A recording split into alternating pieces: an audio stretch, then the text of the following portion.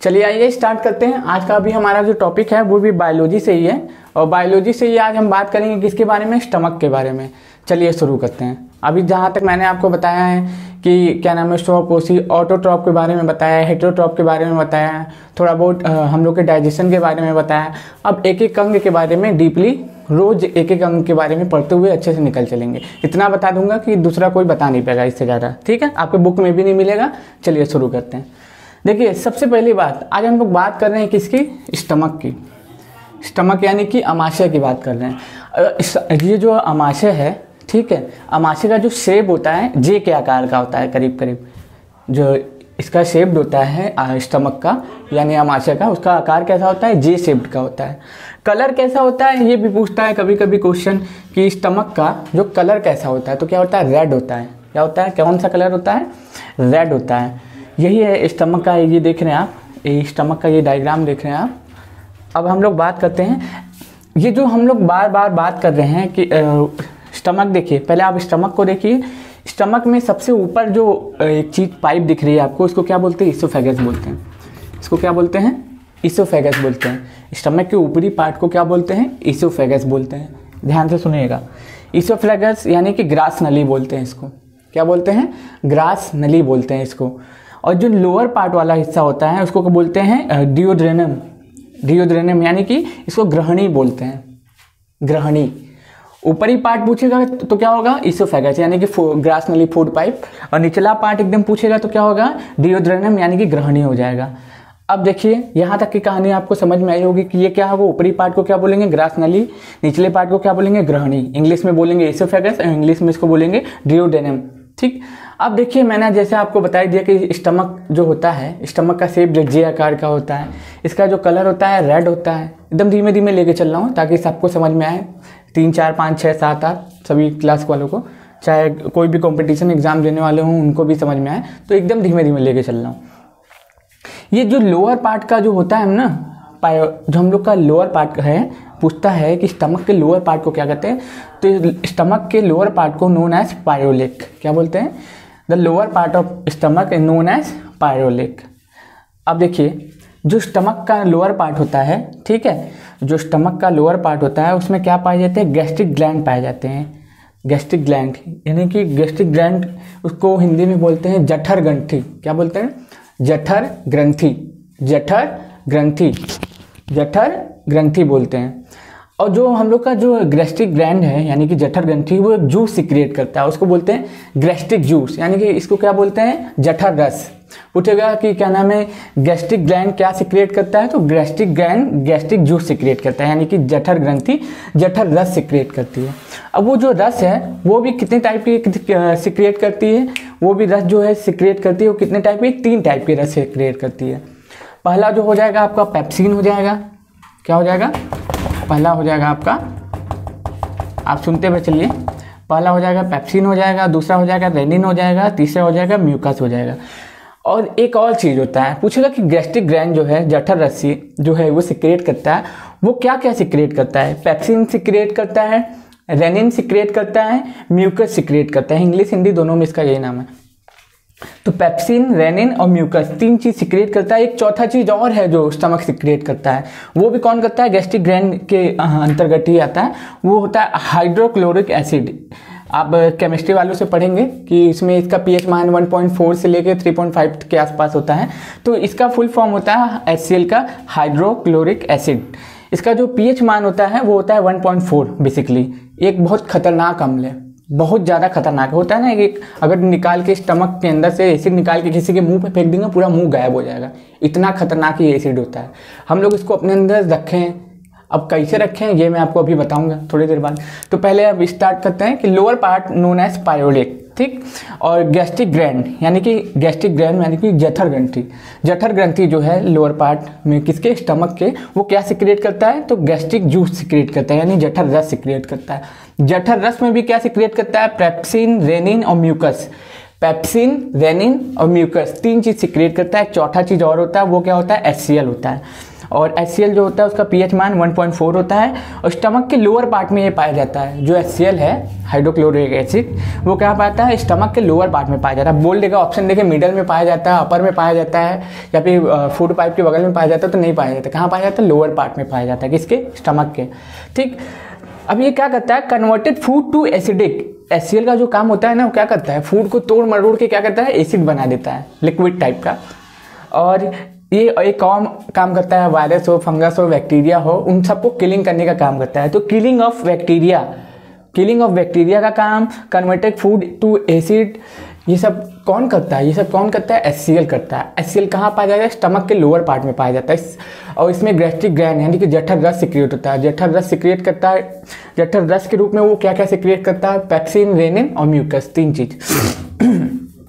I hope आपको यहाँ तक समझ में आया होगा, एक बार रिवाइज भी कराऊंगा।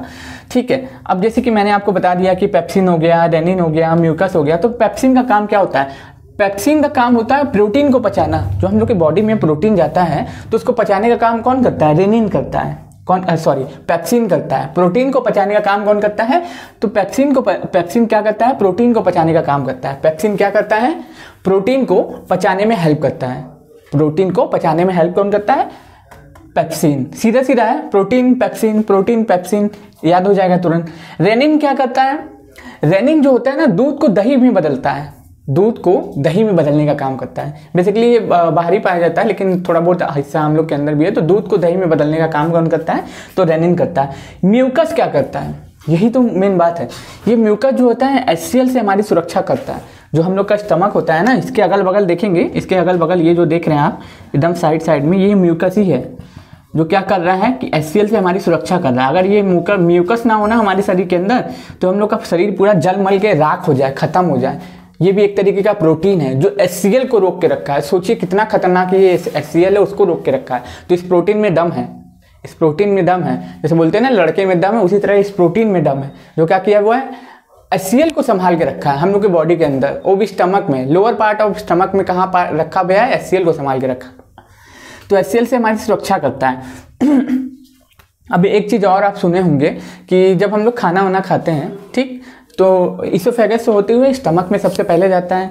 स्टमक में जाता है तो पूछेगा स्टमक में जाने के बाद सबसे पहले कहाँ जाता है रेनिन के पास जाता है, पेप्सिन के पास जाता है, HCl के पास जाता है या म्यूकस के पास जाता है। तो आइए शुरू से एकदम समझ लेते हैं। अगर मान लीजिए ग्रास नली से कोई फूड गया मेरे बॉडी के अंदर ठीक ग्रास नली से यानी कि इसोफेगस से कोई फूड मेरे बॉडी के अंदर गया, स्टमक में गया, तो सबसे पहले म्यूकस से मुकाबला होगा उसका। पहले तो म्यूकस से लड़ेगा ना। म्यूकस में क्या है म्यूकस एक टाइप का प्रोटीन है और उसके अंदर HCl रहता है। तो पहले म्यूकस से लड़ेगा और फिर वहाँ से रास्ता साफ होगा, फिर निकलेगा HCl के पास। अब HCl के पास जाएगा तो आपके शरीर में बैक्टीरिया होंगे, जर्म्स होंगे और कुछ जीवाणु होंगे, कुछ फंगस होंगे।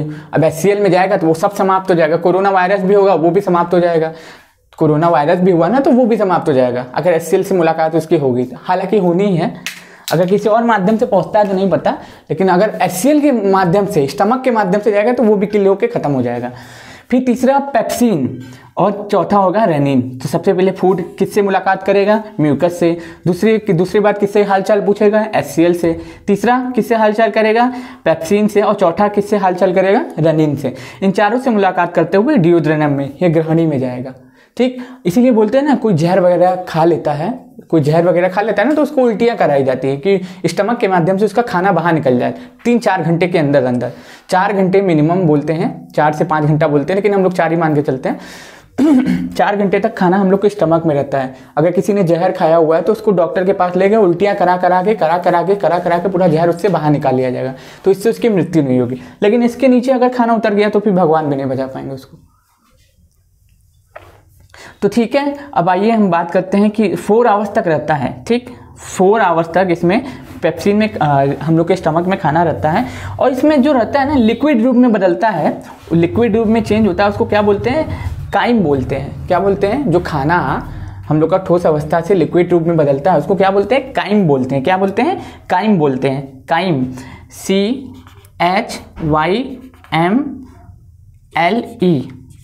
काइम बोलते हैं। ये थोड़ा वर्क नहीं कर रहा है लेकिन मैं देख लेता हूँ। क्या बोलते हैं दोस्तों काइम बोलते हैं, याद रखिएगा। इसको मैं लिख देता हूँ एकदम क्लियर वाई डब्लू काइम, या फिर आप ये भी लिख सकते हैं काइम, ये काइम।